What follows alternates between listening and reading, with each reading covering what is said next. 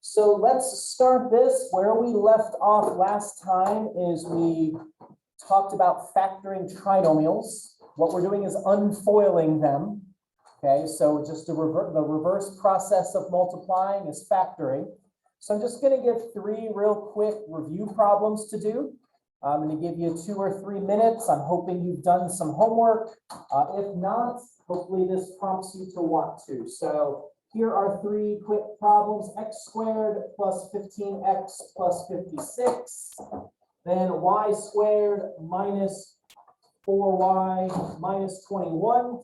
And then x squared plus 8x minus 33. So I'll give you 2 or 3 minutes to go ahead and do that.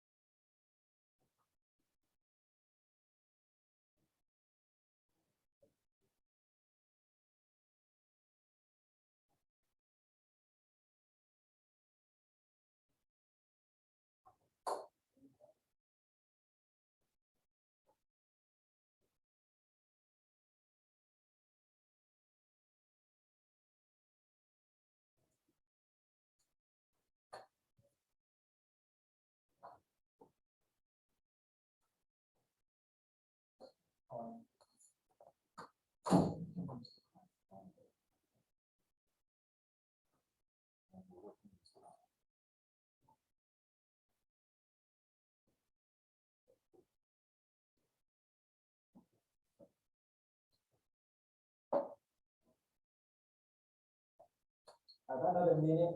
Do what you can.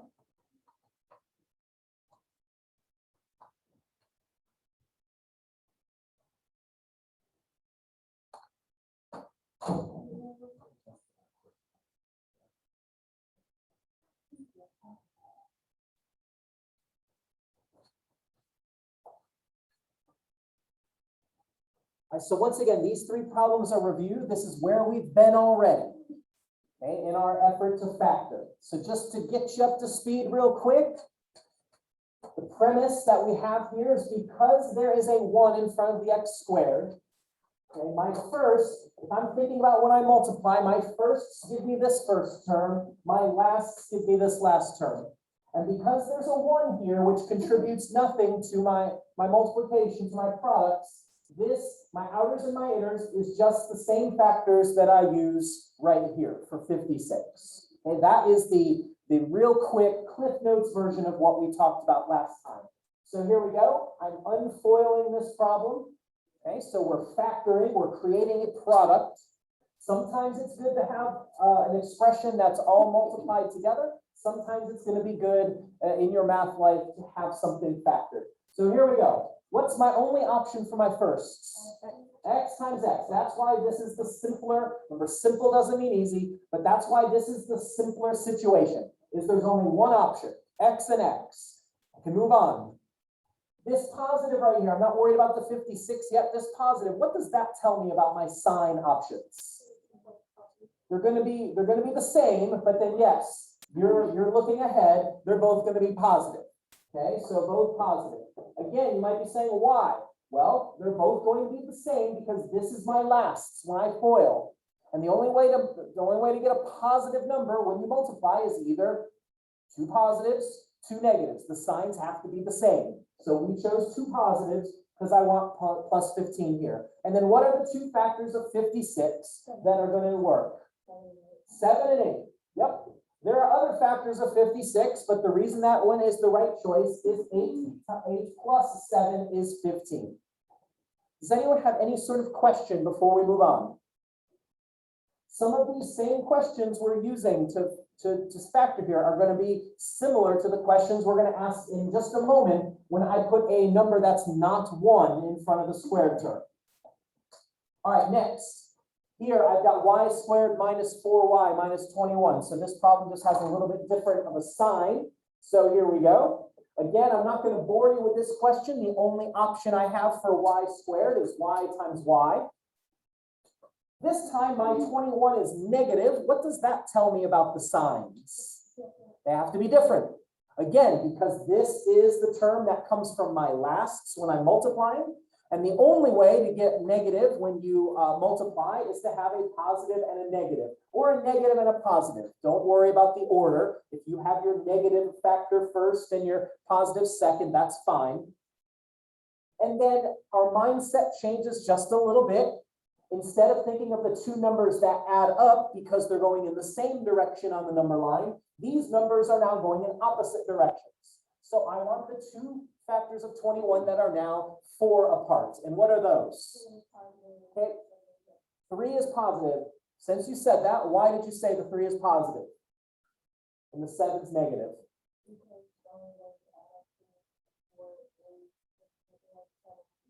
Well said.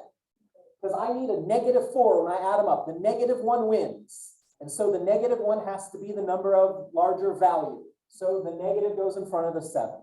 Okay. Last problem, very similar problem. Again, my x squared has to be x and x. Once again, my signs have to be one of each, positive and negative, or negative and positive. And this time I need the two factors of 33 that are 8 apart. And what are those? Okay, 11 and 3. And which one gets to be the positive one? Because the positive one wins. This is a positive 8. So 11 and 3. All right, before I move on, does anyone have anything you're still unclear about on these problems that have a 1 in front of the x squared? We doing okay? Yes. Okay, so that would be a different problem. If you have these, y minus 3 and y plus 7, let's refoil that and see why that's not going to work out for me.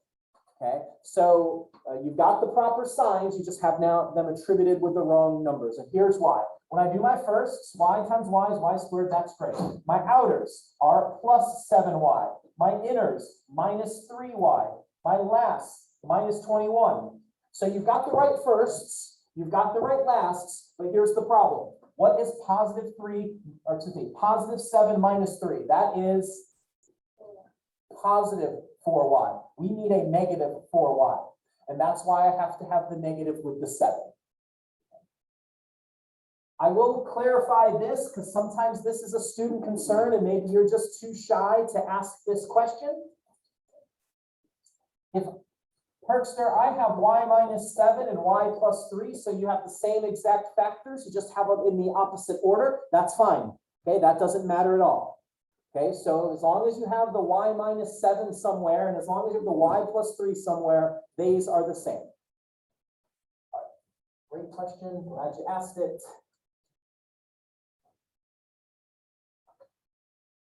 Now what we're going to do is we are going to turn our attention to problems that look like this. 3x squared plus 7x plus 2. Now what I've got is I've got a number that is something other than 1 in front of the x squared.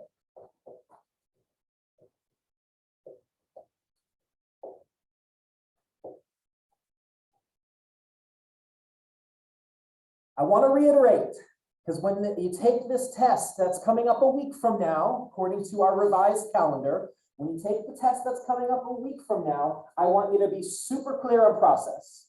When there is a 1 in front of the x squared, you just unfoil it. You just write your parentheses and you go. You figure out the factors.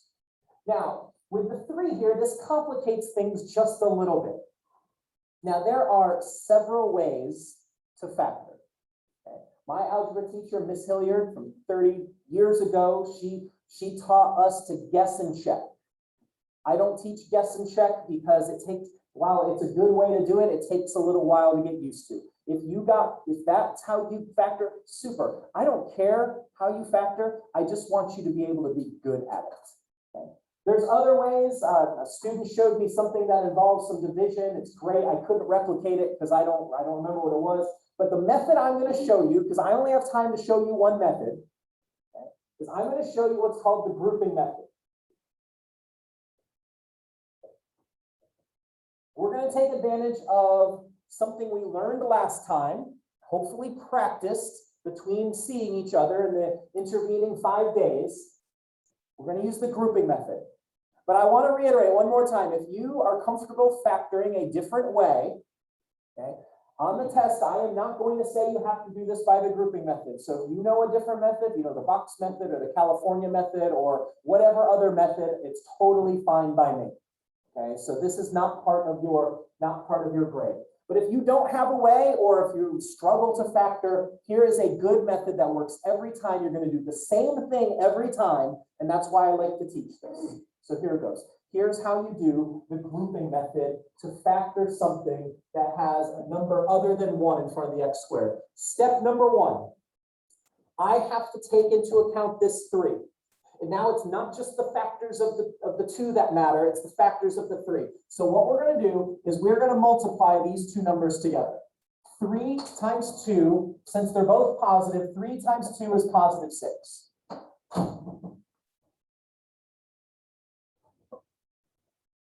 Now, at this point, we are going to ask ourselves the same question we asked a minute ago when there was just a 1 in front of the x squared. I want to know, now that I've taken into account the 3 and the 2, both of these numbers, and gotten 6, I want to know what factors of 6 are going to add up to this number in the middle, 7. What factors of 6, what times what gives you 6 that adds up to 7? 1 and 6. Or 6 and 1. The order does not matter at all in the least. And you can test me on that. I guarantee it. Since this is a positive 6 and it has to add up to positive 7, they're both positive values. It's the same thought process we just employed. Okay, that's why another reason I like to teach the grouping method. Because once you get used to asking yourself those questions, it's the same questions. You with me so far? So just to recap, I multiply these numbers together, so I take into account both. And then I ask myself the same question. What factors of this add up to the middle? You correctly told me 1 and 6. Now here's what we do. We're going to take this middle term that's now 1 term, and we're going to use these 2 coefficients and we're going to split it apart. Okay, so here we go. I got 3x squared. I don't change that. Now what I'm going to do is this 7x, I'm going to split it apart into 1x and 6x, or 6x and 1x.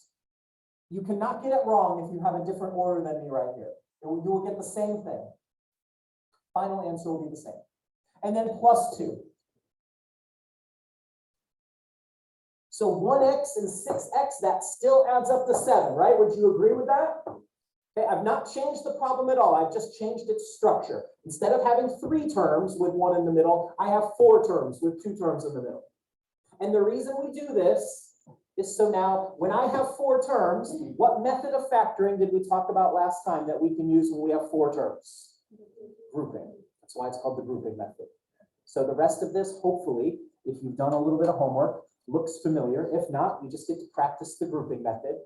Okay, so again, if you haven't seen this in 5 days because you didn't do the homework, I hope that's not true. But just to remind you, the grouping method says I look at the first 2 terms and then I look at the last 2. I group them. What is in common to the first 2 terms right here? X, great. 3x squared, when I factor out one of the x's, leaves me 3x. 1x, when I factor out the x, just leaves me 1. What's in common to the second pair of terms? Positive 2.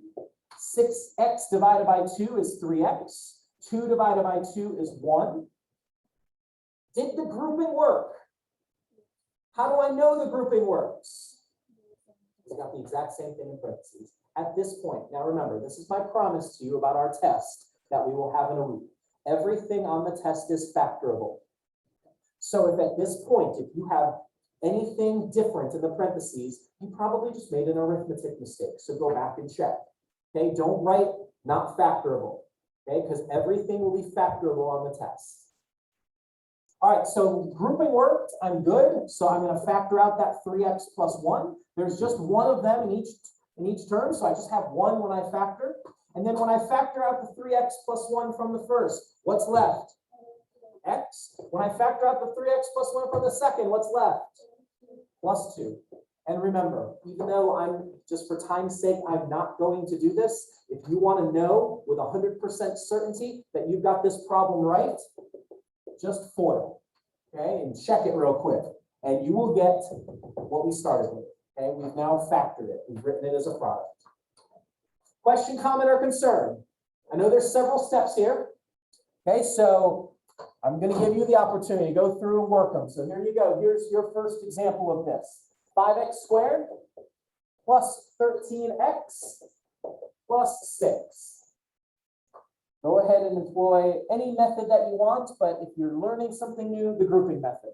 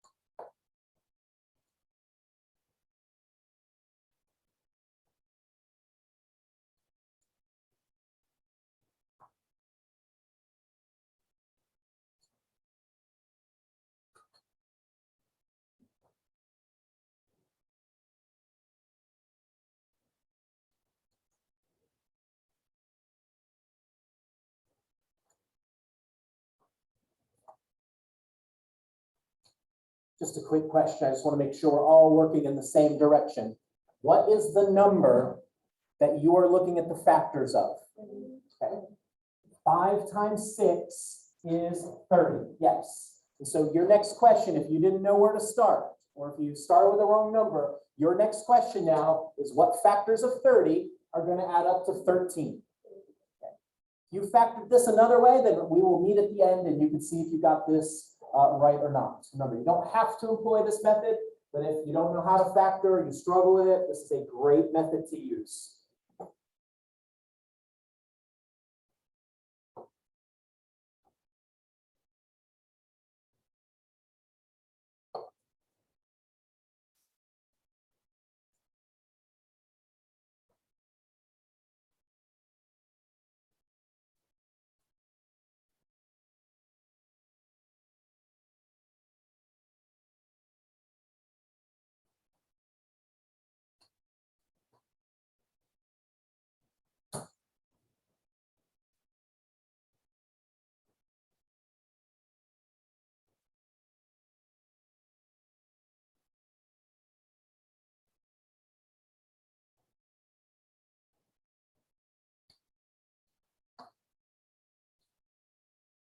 What are the factors of 30 that are going to add up to 13? 3 and 10 or 10 and 3? The order does not matter.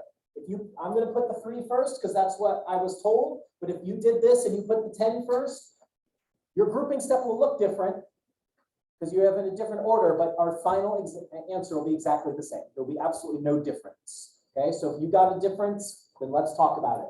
So here we go. I've got my 5x squared. I'm going to now separate the 13x into 3x plus 10x. 3 and 10 is still 13. I've not changed anything. plus 6. Now I'm going to employ the grouping.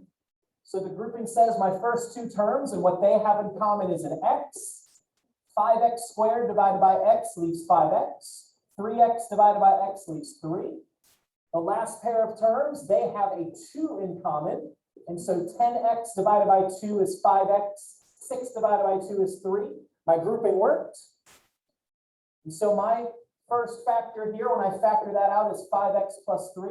The second factor, I have an x left from the first term, a plus 2 left from the second, and there we go.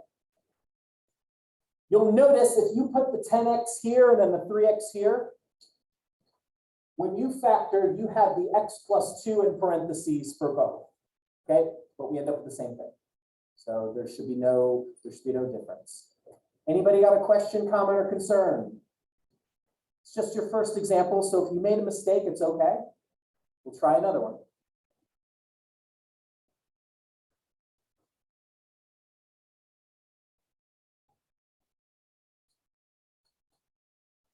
All right, here's the next fun example for us for today. 3x squared, and then minus 23x, and then plus 14. So go ahead and factor that.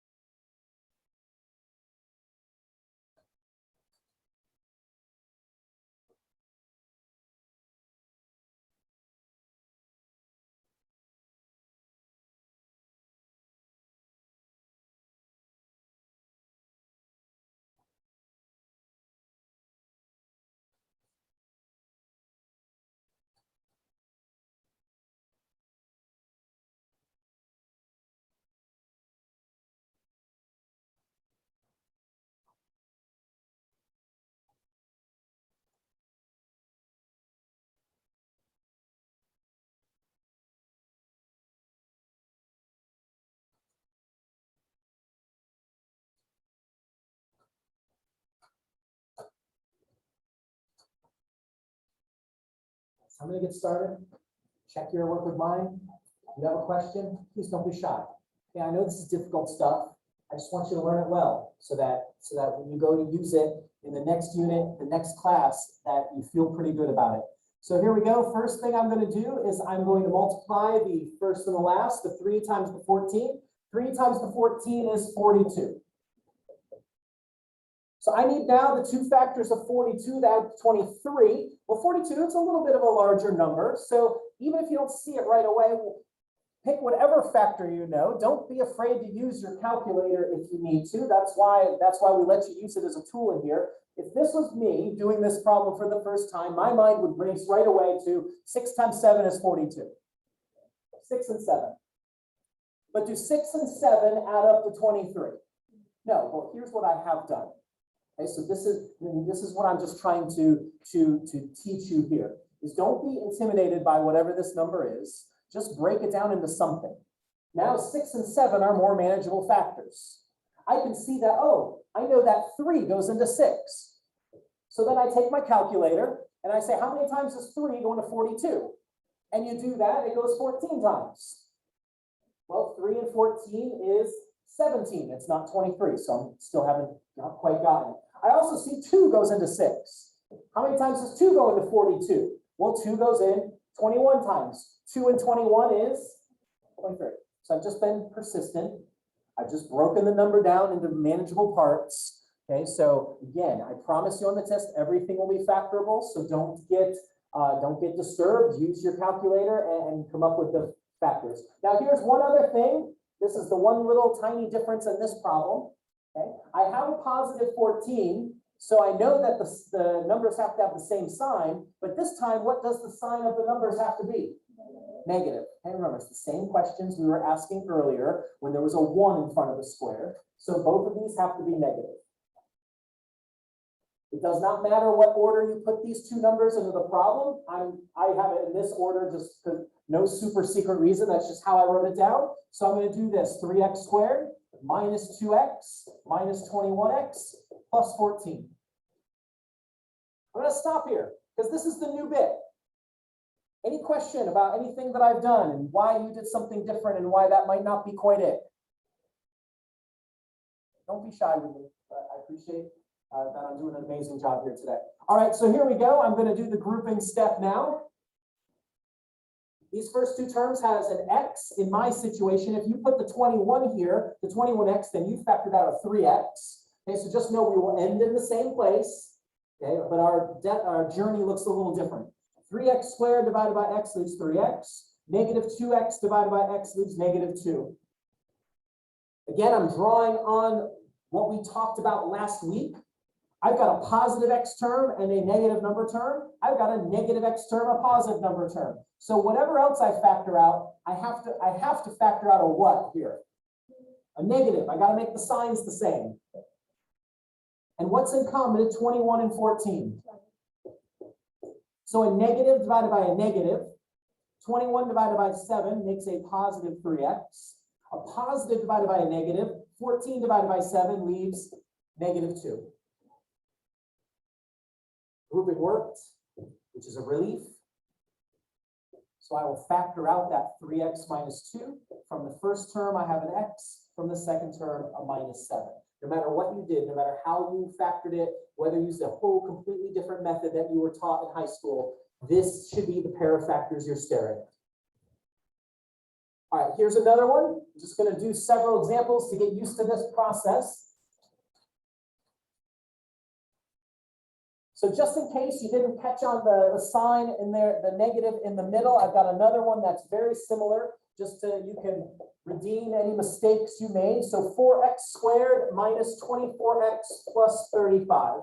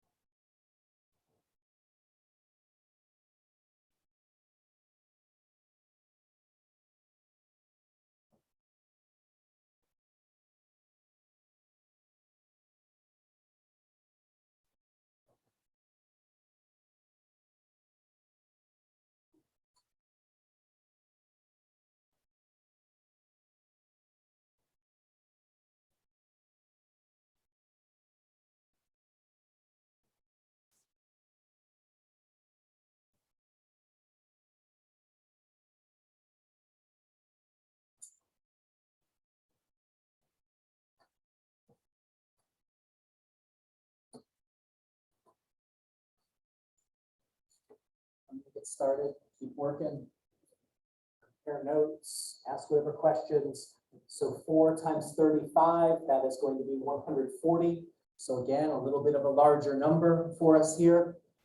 Just a couple little tips for you as far as figuring out numbers. If a number is even, like this is, if a number is even, like 42 is, if a number is even, you know right away what divides into it. 2, right? If a number is even, 2 divides into it. That's a good place to start if you don't know anything else. I like the trick, if a number ends in 0, what do you know divides into it? 10. Okay, so I'm just going to go over here on the side.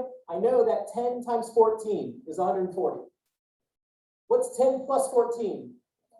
24. So I happened to get it on the first try. That wasn't intentional. But those are really the 2 big tips I have for you. You have your calculator, just try numbers until you find something that goes in and then go with it. So I've got 10 and I've got 14. Once again, I noticed that my 35 is positive. That tells me my numbers have the same sign. And then this tells me they both have to be negative. So I'm going to use negative 10 and negative 14. So going through the steps, I've got 4x squared, then negative 10x, then negative 14x, then plus 35. And now I just roll through it. I look at the first 2, and what's in common in the first 2 is a 2 and an x. 4 divided by 2 is 2. X squared divided by x is x. Negative 10 divided by 2 is negative 5. There was an x. I factored it out. No more x is necessary. Positive x, negative number. Negative x, positive number. So I have to factor out a negative. That's what we talked about last class when we went over grouping. And then the common factor to 14 and 35 is 7. Negative divided by a negative. 14 divided by 7 is 2x. Positive divided by a negative. 35 divided by 7 is negative 5. And one more time, I see that the grouping worked, which is good, because I gave you a problem that was factorable. And then here are the 2 factors, 2x minus 5 and 2x minus 7. I've got one more example I'm going to do, then I have a couple more problems that you're going to do, and then we will be done with section 5.2. So if you have any questions that you are waiting to ask, getting close to the time to ask them. So here's my example.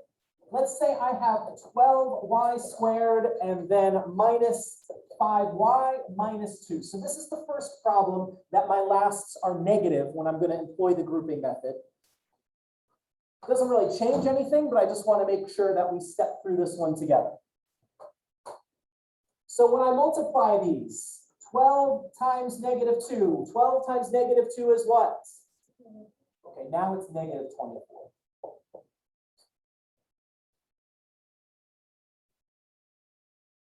Well, right away, since it's negative, I know that my values have to have different signs. So I need a negative, I need a positive, or a positive and negative. It doesn't matter what order.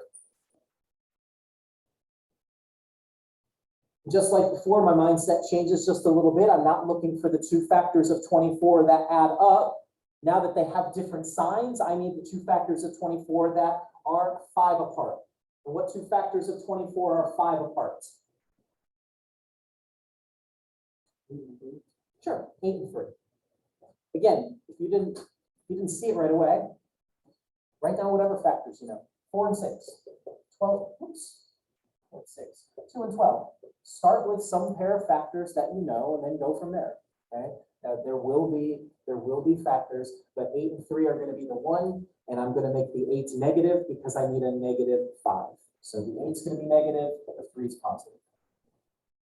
At this point, the rest of the problem is exactly the same. That is the strength to me of the grouping method, is you are doing the same steps every time. So do enough of these problems, it's going to get burned into your memory. So 12y squared minus 8y plus 3y minus 2. Again, you can put the plus 3y here and the minus 8y there. It's not going to affect anything. Out of the first 2, I can take a 4y. 12 divided by 4 is 3. Y squared, I factored out a y, that leaves a y. Negative 8 divided by 4 is negative 2. Started with a y, factored the y out, no more y. Now, these last two terms, there's nothing in particular in common, but here's what we notice when we group them, is these two terms, 3y minus 2, are the same as these two terms right here. So that's good. So what I'm going to do is I'm just going to put plus 1 here. I'm not factoring anything out, and I've got 3y minus 2. Grouping works. That's nice. What's left for my first one is a 4y, for my second one, a plus 1.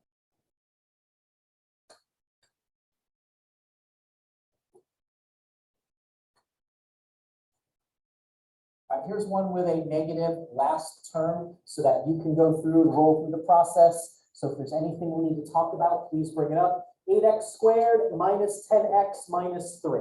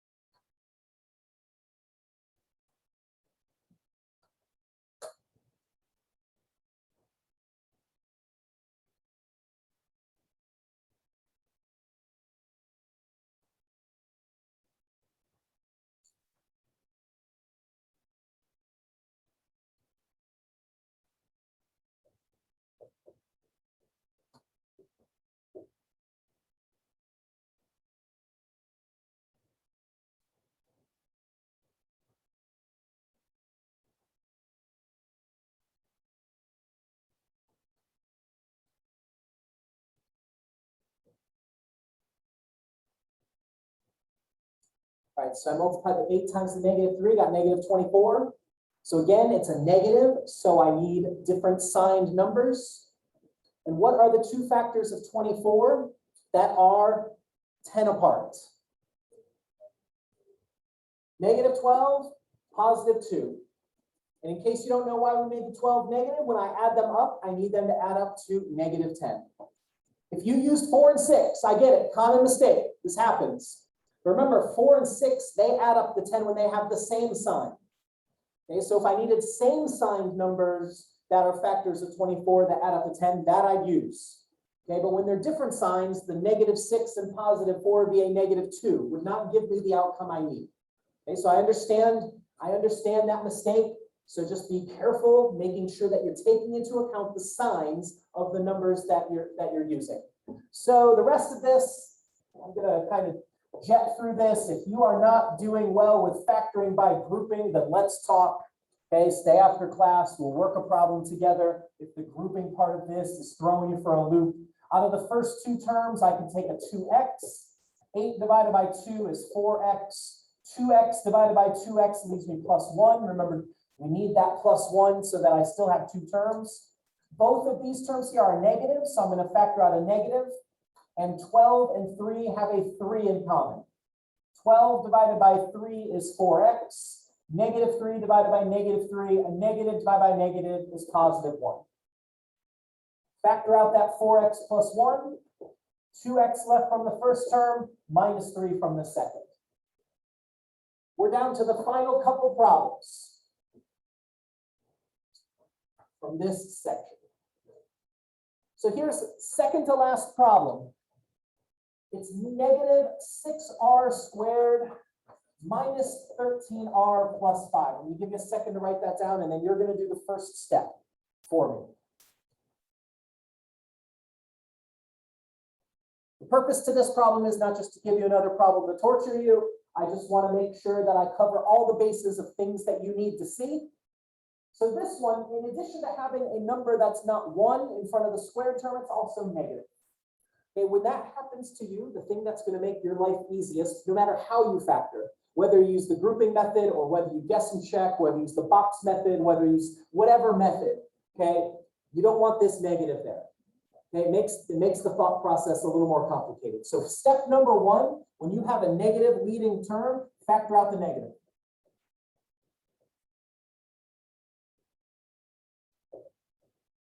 So do that. We talked about doing that last class when we were talking about common factors.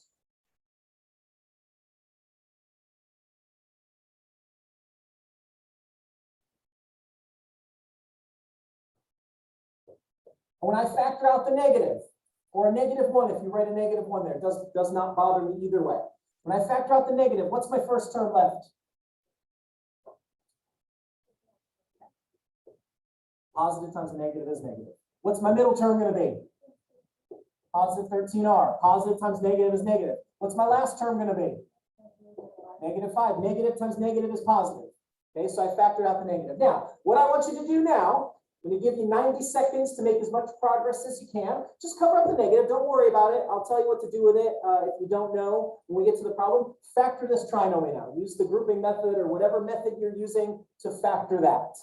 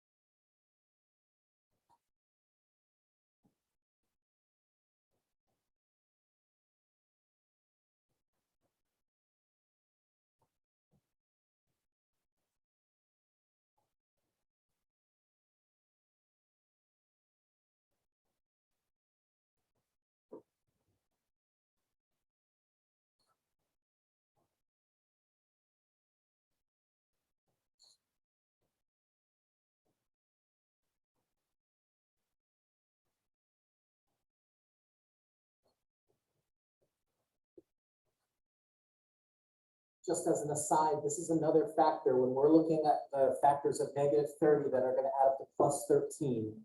Okay, be careful what you choose. Take into account that the signs are different signs.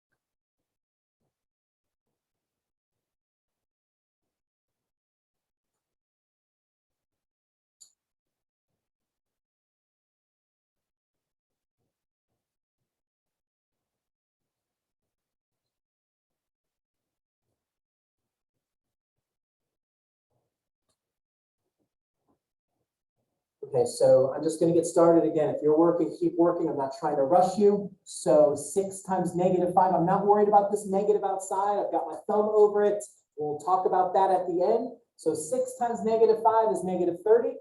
I now need 2 numbers that have different signs because this is negative that add up to +13. And so that's not going to be 10 and 3. 10 times 3 is 30. But if I'm using different signs, you're not going to get 13, you'll get 7. So I have to use, in this case, 15 and 2. 15 times 2 is 30. And when I have different signs, 15 plus -2 gives me positive 13. So 6r squared plus 15r minus 2r minus 5. The first two terms, notice I'm not worried about this negative. We'll talk about that at the end. I'm going to get this factoring done here. So out of the first two terms, I can take a 3r. 6 divided by 3 is 2r. 15 divided by 3 leaves 5. The second pair of terms, all they have in common is that negative. Negative divided by negative is positive 2r. Negative divided by negative is positive 5. I'll factor out that 2r plus 5. What's left from the first term is 3r. What's left from the second is minus 1. Before we call it done, though, I have to remember that what I have at the end has to reflect what I started with, and at present it doesn't. So even though I ignored it up till now, if you take out any sort of common factor, what you need to do now is take it and throw it down here at the end. So I'm going to take that negative, and I'm going to put it out at front down there. Okay? It's not 100% right until you make that last little step. Last problem. Again, I've got a purpose with this problem. And so here it is. Let's say that you have 5x squared minus 40x plus 60. Give you a moment to write that down, and then I've got a question for you about that problem.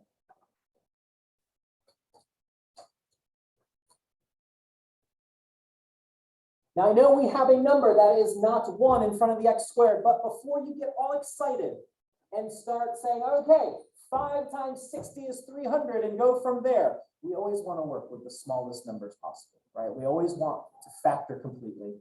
So I would always caution you to always look first. Look for a common factor. If there's a common factor, that is going to do nothing but make your life easier. So on this problem, is there a common factor? What is it? Yeah, it's 5. 5 goes into all these numbers. So here's what I would like you to do. I would like you to first factor the 5 out, and then factor what's left. And it's going to be easier process than the last couple problems.